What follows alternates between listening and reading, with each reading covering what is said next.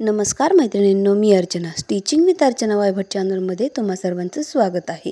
आजच्या व्हिडिओमध्ये मी तुम्हाला या ठिकाणी बाही डिझाइन कशा पद्धतीने बनवायची ते सविस्तर दाखवणार आहे। तर बघा, हा ब्लाउज पीस आहे आणि अस्तर आणि हा जो साडीतला कपडा आहे बघा, या पद्धतीने मी काही चौकोन काढून घेतलेले आहेत। तर हा साडीतला कपडा आहे आणि ही बाही अस्तरची बाही आहे। तर बाहीची लेंथ तुम्हाला दाखवणार आहे। व्यवस्थित बाही ठेवते। अस्तरची बाही आहे 4.5 ची बाही आहे। 1 इंच एक्स्ट्रा घेतलेला आहे।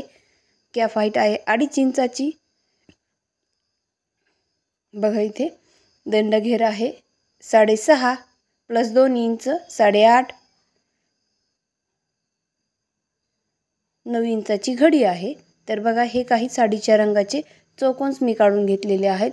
किती मापाचा चौकोन आहे ते तुम्हाला व्यवस्थित दाखवते। बघा, इथे एकदम व्यवस्थित हा चौकोन आहे 2.25 आणि 2.25। बघा, 2.25 बाय 2.25 इंचाचा हा चौकोन आहे। अशाच पद्धतीने थोडेफार लहान मोठे झाले तरीही चालतं, कारण आपण एक्स्ट्राचं कटिंग करू शकतो। जास्त बारीकही होऊ देऊ नका। तर बघा, इथे या पद्धतीने एकदा फोल्ड केले, त्यानंतर या पद्धतीने फोल्ड केलेला आहे आणि इथे आपण एक टिप टाकून घेणार आहोत।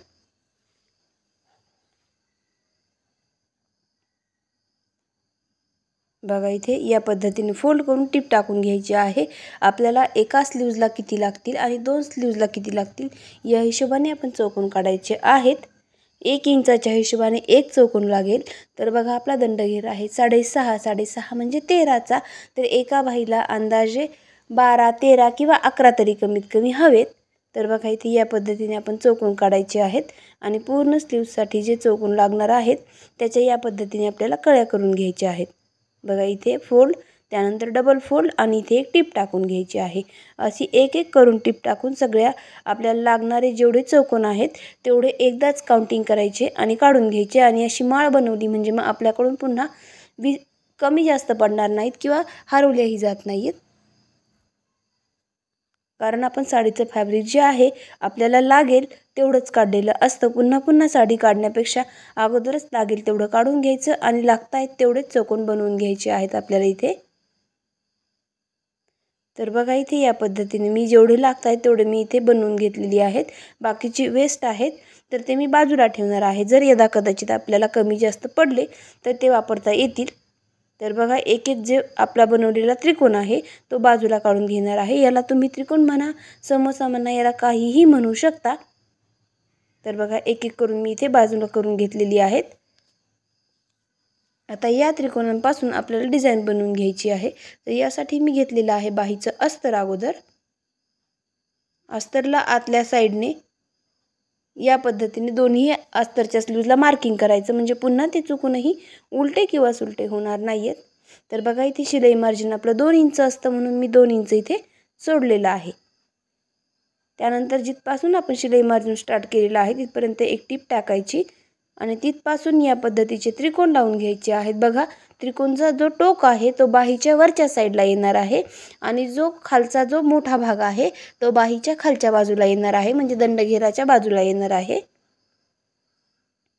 तर बघा, इथे मी एक एक करून पूर्ण त्रिकोण इथे लावून घेणार आहे। आपल्याकडे शक्यतो 10च्या वरतीच लागणार आहेत, 11 12 किंवा 13। आपला जो मधला गॅप आहे जितका इंच असेल तितकेच बसवायचे, म्हणजे छान दिसतो लुक, कमी जास्त वाटत नाहीये, भरपूर व्यवस्थित येत आहेत ते। बघा, इथे मी जोडून घेत आहे। त्याचे डायरेक्शनही उलटे सुलटे होऊ देऊ नका।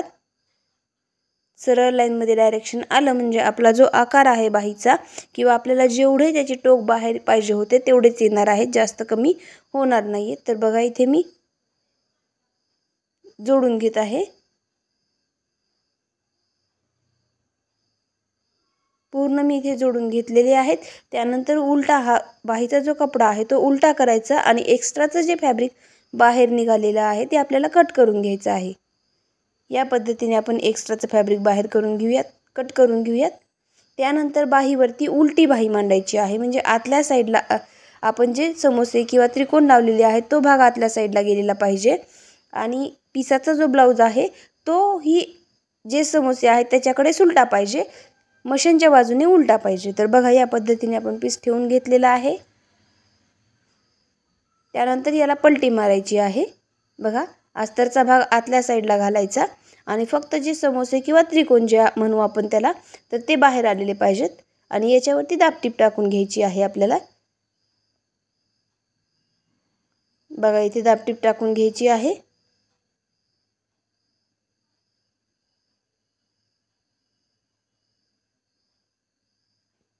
या पद्धतीने मी इथे दाबटीप टाकून घेतलेली आहे. त्यानंतर साईडचा जो भाग आहे तो पूर्णपणे जोडून घ्यायचा. तुम्हाला हवा असेल तर लगेच तुम्ही एक्स्ट्राचं फॅब्रिक कटिंग करू शकता किंवा इथे लेस असेल तर लेस जोडून पुन्हा कटिंग करू शकता. याच पद्धतीने हा रेग्युलर साडीचा ब्लाऊज आहे. तुम्ही पार्टीवेअर साडीला ही अशी डिझाईन बनवू शकता किंवा काठपदर साडीला तर अप्रतिम अशी ही डिझाईन दिसते. बघा इथे मी जे लेसचे तुकडे आहेत ते एक लेस होती त्याचे दोन सेम करून घेतलेले आहेत. आता इथे लेसचं सेंटर काढायचं, त्यानंतर बाहीचं सेंटर काढायचं आहे आपल्याला. बघा इथे मी बाहीचं सेंटर काढलेलं आहे. लेसचं सेंटर आणि बाहीचं सेंटर दोन्ही एकमेकांना मॅच करून घ्यायचं आहे. म्हणजे आपली लेस जी आहे एका साईडला जास्त आणि एका साईडला कमी असं होणार नाही. तर बघा इथे लेस अगोदर खालच्या साईडने जोडून घ्यायची आहे. या पद्धतीने मी अगोदर लेस खालच्या साईडने जोडून घेणार आहे. त्यानंतर बघा इथे थोडीशी साईडनी लेस दुमडवून घेतलेली आहे. लेस जर कमी असेल तर तुम्ही दुमडवू शकता. लेस जर पूर्ण हाताला पुरत असेल तर दुमडवायची काहीही गरज नाही. इथे लेस जरा कमी होती म्हणून मग साईडने फोल्ड करून घेतलेली आहे.